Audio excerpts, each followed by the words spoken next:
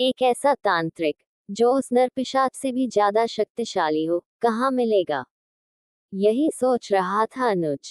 अनुज इसी उधेड़ बुन में अपने घर आ गया। वहां उसके पिता रामपाल जी ने कहा, अनुज मैं चाहता हूँ तू कल शहर वापस चला जा।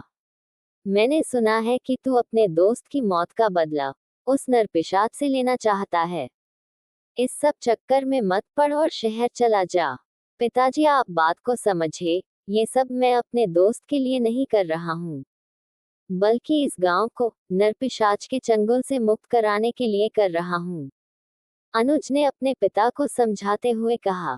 रामपाल जी ने गुस्से से उसे डांटा, मैं तुझे जो कुछ कह रहा हूँ बस वही कर, कल अगर तुझे कुछ हो गया तो हम क्या करेंगे? आज तक उस तांत्रिक से कोई नहीं जीत पाया, न जीते जी, न उसके मरने के बाद। अनुज बहुत डर गया था। वह अपने पिता के गुस्से को जानता था। अनुज बोला, पिताजी मैं शहर चला जाऊंगा, लेकिन किसी को तो आगे बढ़ना पड़ेगा। आप गांव वालों से कहिए मेरा साथ दें। अगर सब मिलकर इस समस्या से निकलने की कोशिश करेंगे तो हम बच पाएंगे, नहीं तो एक न एक दिन पूरा गांव उसका शिकार बन जाएगा। रामपाल जी बोले, ठीक है कोशिश कर लेते हैं। मैं गांव वालों से बात करूंगा, लेकिन तू कुछ भी अकेले मत करना। अनुज मान गया। अगले दिन गांव में पंचायत रखी गई।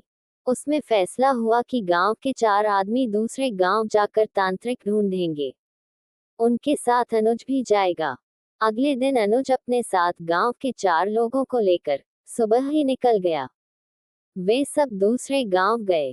कई तांत्रिकों से मिले, लेकिन सभी ने मना कर दिया, क्योंकि वो सब उस तांत्रिक और उसकी शक्तियों के बारे में जानते थे। इस सब में शाम होने लगी थी। तभी एक गांव वाले ने कहा, हमें वापस गांव चलना चाहिए, अगर अंधेरा हो गया तो वह नरपिशाच हमें नहीं छोड़ेगा। उसे सब पता होगा कि हम क्या कर रहे हैं। सबने उसकी बात का समर्थन किया और गांव की ओर चल दिए। गांव तक पहुंचने से पहले ही अंधेरा होने लगा। ये देखकर सभी डर गए।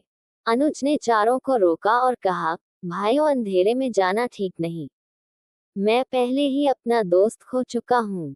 हम यहाँ किसी धर्मशाला में रुक जाते हैं। चारों गांव वाले भी डरे हुए थे, वे मान गए।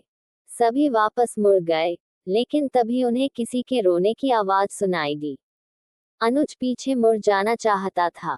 तभी एक गांव वाले ने उससे कहा, ऐसी गलती मत करना, यह उसी नरपिशाच की चाल है। पीछे मुड़कर देखा तो वो तुम्हें अपनी ओर बुला लेगा।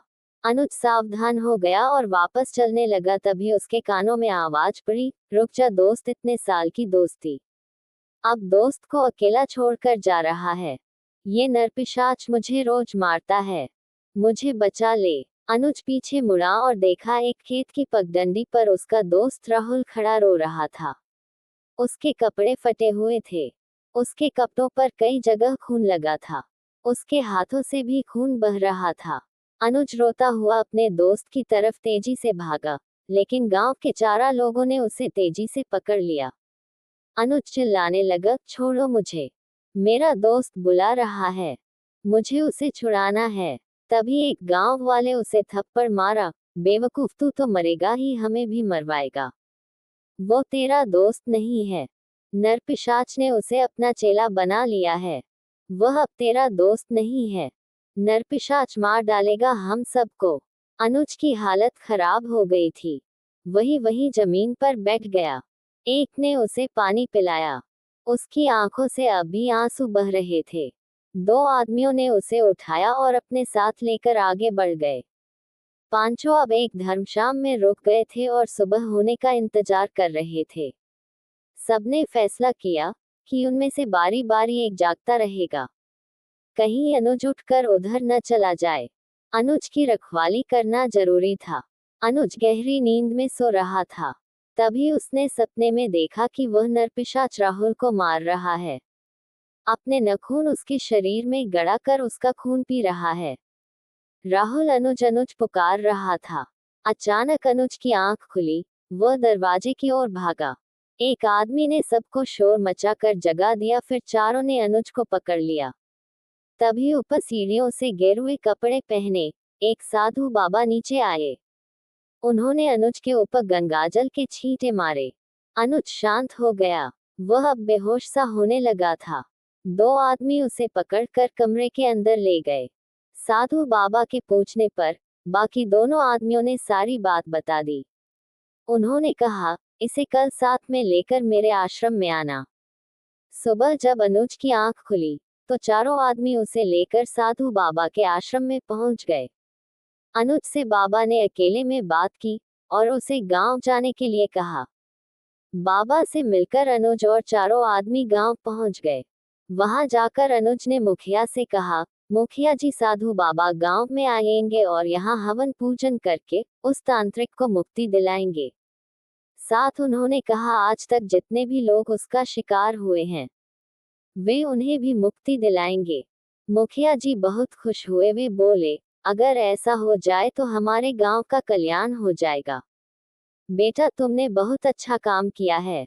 अपनी जान पर खेलकर इस गांव को बचाने की कोशिश की है। 2 दिन बाद साधु बाबा गांव पहुंचे। उनके साथ उनके कुछ शिष्य भी थे। उन्होंने गांव में हवन करना शुरू किया। उन्होंने उस दरवाजे को खोलने के लिए कहा। दरवाजा खोल दिया गया।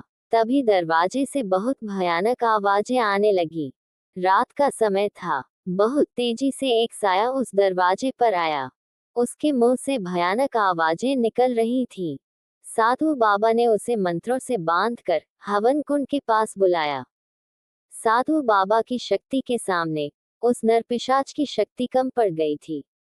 बुराई पर अच्छाई की जीत हो रही थी। कुछ ही देर में उसकी आत्मा को मुक्ति मिल गई। गांव में खुशी की लहर दौड़ गई।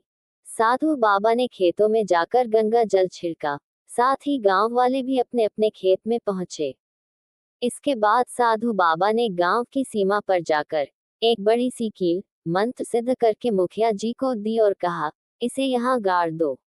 आज के बाद कोई भी बुरी शक्ति गांव में प्रवेश नहीं कर सकेगी। इस तरह गांव वालों को उस नरपिशाच से मुक्ति मिल गई।